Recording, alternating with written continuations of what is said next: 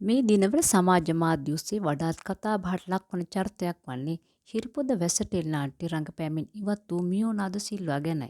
එසේම මේ වන විට ඇයට එරෙහිව නොයෙකුත් චෝදනා එල්ල වෙද්දී ඇය ලස්සන ඡායාරූප එකතුවක් සමග සටහනක් එක් කර තිබුණා. ඒ සීතා නමින්.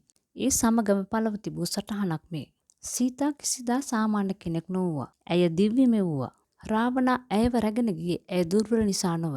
අන්ධකාරයේ ආලෝකයේ සෝභාදහම් පවා ඇයට ආදරය කළ නිසාවෙන්. වහල් භාවයේදී ඇගේ ශරීරය සීමා කරන ලදී. නමුත් ඇගේ දේවත්වයේ ස්පර්ශ නොවී පැවතුණා. රාවණාට ඇය දෙස බැලිය හැකි නමුත් ඔහුට කිසිවිටකත් ඇය වෙත ළඟා විය නොහැකි වුණා. ඇය ආපසු පැමිණි විට ලෝකයේ ඇගේ පෙර පැවැත්ම ගැන විමසුවේ නැහැ.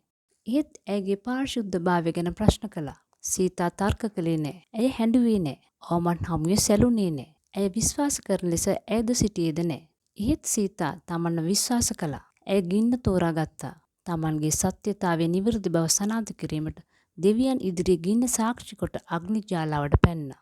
ගින්න ඇයට හානියක් කළේ නැහැ. කල්ප ගණනක් යනතුරුම ඇයගේ නම නොමැකෙන නාමයක් බවට පත් කළා. සීතාවක් බඳුයේ කාන්තාවන්ට ඒ දේවතාවියගේ නම උපමාවක් කරවුවා. අවමන් විඳ මිය යන්නට කාරණා යෙදූ සීතාවන් සටන අත් නොහැරියේය. ඇය තමන්ගේ නිර්දෝෂීභාවය සනාථ කළා. ඒ ඇගේ සටහනයි.